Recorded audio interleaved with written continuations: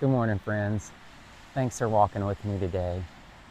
Lately, I've been thinking a lot about forgiveness.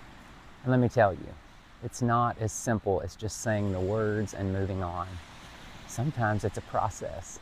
Sometimes it's a war within yourself. And sometimes it's both. My mentor, Marcia Stevens Pino, once gave me a definition of forgiveness that I keep coming back to. Forgiveness is giving up the very right to hurt someone who has hurt you. It doesn't say they didn't hurt you. It doesn't say you're okay with what happened. It just means that you're choosing to lay down the weapon even when you're fully entitled to pick it up.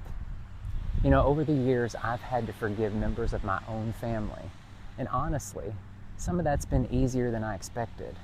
Not because the pain wasn't real, but because as time passed, I realized I didn't want to carry that heaviness anymore.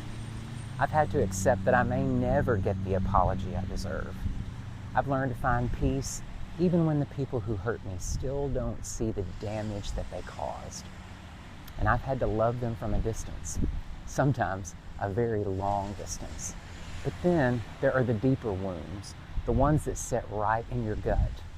The hardest for me has been forgiving Scott's mother. After he passed away, I was shut out completely. She threw me out of a memorial service that she held and treated me like I was nothing, like I hadn't spent years loving and caring for her son through the most heartbreaking season of our lives.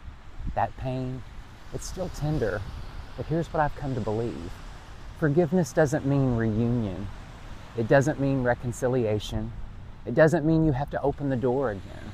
Sometimes forgiveness looks like blessing someone as they leave your life for good. Scott's gone now, and with him, my journey with his family has ended too. That's not bitterness, it's just the truth. I've learned to forgive his mom, not to fix things, but to free myself, because I refuse to let her bitterness become my burden. If it's possible, as far as it depends on you, live at peace with everyone. Do not take revenge, but leave room for God's justice. Romans 12:18 through 19. You can have peace and boundaries at the same time, and you can forgive and walk away. You can move on and still honor what was. Forgiveness is for your healing, not for their comfort. So let's keep walking, y'all. There's peace up ahead. See you on Sunday.